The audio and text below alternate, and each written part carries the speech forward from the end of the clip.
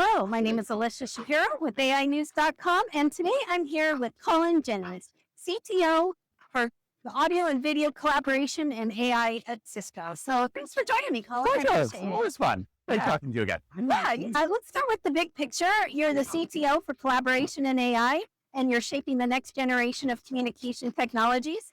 How is AI changing the way people connect and collaborate?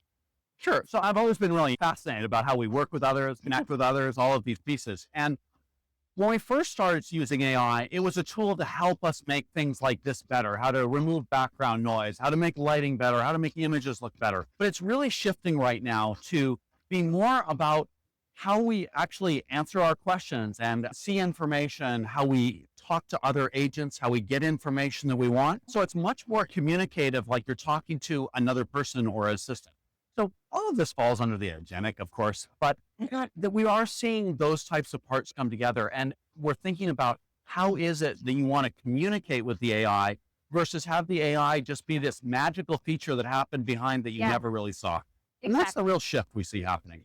Yeah, that is interesting to me. A lot of people who aren't maybe in the AI industry think that AI is, you just push a button and AI does its thing. Yeah. More of it. Add AI to the stew, add some pixie dust, and we're good to go. Yeah. No, I mean, it's about solving the same type of problems we've always had, right? Of people communicating with people, getting the information they need to make their decisions and jobs. Those are the important And big they just parts. want to do it easier. Exactly. Faster, easier, less issues. Makes sense. Yeah. And you've helped pioneer the VoIP technologies, WebRTC, and other breakthroughs.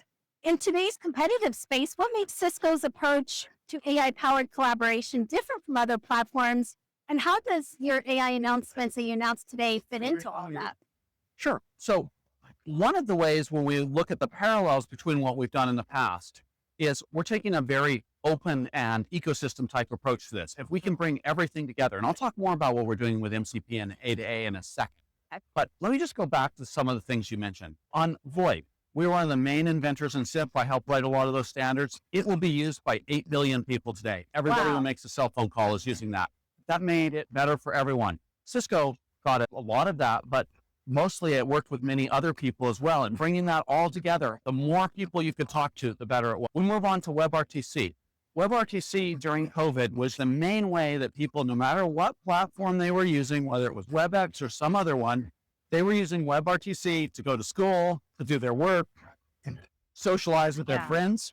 And today that will be used by about 3 billion people, which is already quite down from what it was during peak. So that, again, was by making a technology that many people could use and lots of things came together, it impacted all kinds of lives everywhere. And that's a key thing of how we want to see the same thing with AI. So with AI, we're talking about how you get access to the tools and agents and have the information that your AI needs to make the decision or give you the information it needs. And MCP is a protocol for getting that type of information, acting with those servers. And when Cisco says that we're going to build MCP, we don't mean we're going to have MCP in our product. We mean our products are going to talk to everybody else's MCP servers. Our MCP servers are going to be available to other people's agents to talk to.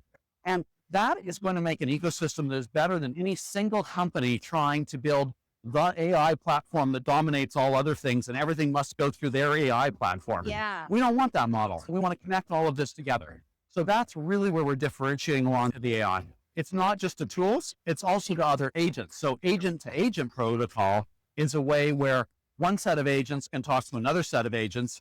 The agents that we developed might be talking to agents with our competitors, with others to deliver better answers to customers. And I really believe that's what's going to win is we can bring all of those things together.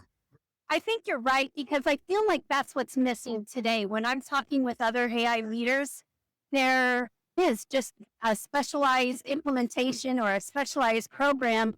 And even me, I'm not an enterprise company, but at the same time, I'm like seeing that it hasn't quite made its way down to the small businesses and the micro businesses and in a way that they can implement easily. And I think your system will do that because it brings everything together. It will, and it will bring what's relevant to them. It might be what they use and what they brings to this broader system. And I think that we're in very early stages of people trying to figure this out, figure out what it can be used for, what it does for them, what they need to do that. And that takes time. It's not just that the technology needs to evolve. It does. but people need to evolve to figuring out about how they use it, what it's good for, what they trust, what they don't trust. All of those things are super important with AI. Yeah, that is. And getting the employees buy-in and not fearing that they're going to lose their job in the process. Yeah. Right. Yeah. And AI is handling so much of our communication today. How do you ensure it remains trustworthy, secure, and inclusive? And what is Cisco's approach to responsible AI and collaboration? So we took a really strong position from the beginning that if we couldn't do this in a responsible way, it wasn't worth doing. Oh, good. And that there are a lot of parts of what that means. And I try and pull out just a couple that you hint on there. But one of them is trustworthy. It's got to give reasonable answers. It's got to give answers that are verifiable in a way that a human can check.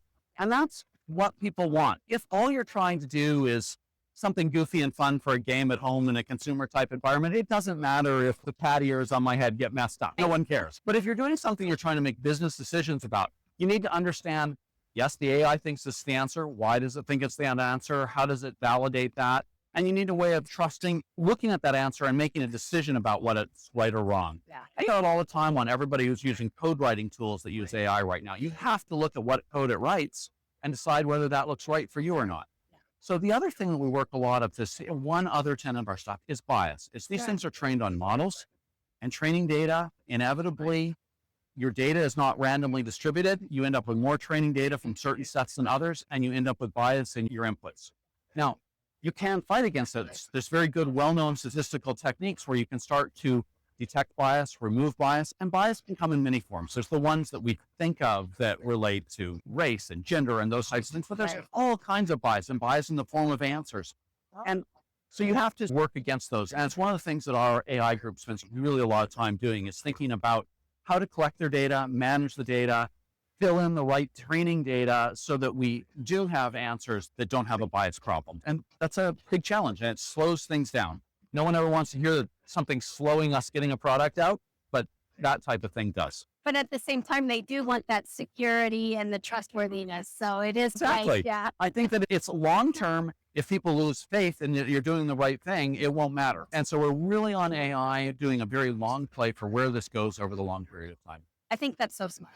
Yeah. Puts you in the leadership position and gives you a good foundation. I think a lot of the leaders here is the only way they would be willing to do it. They're just like, it's beyond what's right or wrong. Yeah. Yeah, that's awesome. And for IT or technical leaders who are looking to bring AI into their collaboration environments, what's a piece of advice that you'd get them to have a place to start and how to prepare for what's coming? For sure. So this is rapidly changing, and there's no way that you can adapt to it and use it without playing with it. Part of playing with it is understanding the tech and what it can do. Part of playing with it is understanding how that tech fits into your people and getting your people used to it and getting them to understand what it can do and when they should use it, when they shouldn't. Any new technology is hard to introduce. It's a change, and people resist change. AI is introducing very fast. It's accelerating faster than anything else I've seen in my career. Yeah. And so that makes all of this even more. So my advice is pick some small projects, pick some projects that do not have a huge amount of risk in the data they might expose if they go wrong, and start playing with things like MCP or agent to agents. Be using LLMs, figuring out what is the critical data that is in your company that needs to be reflected up into agents so those agents can facilitate the type of communications and collaborations that happen in your company. And we'll be bringing those into the whole WebEx ecosystem. We're trying to construct a way that's safe to do that, but you can work with any vendor to go play with this thing. But you do need to start playing with it and bringing that in for it to happen. I love that advice. Thank you so much for your time today. It's been such a pleasure talking with you, and I appreciate your time. Thank you very much. Yeah, thanks, Cullen. Bye.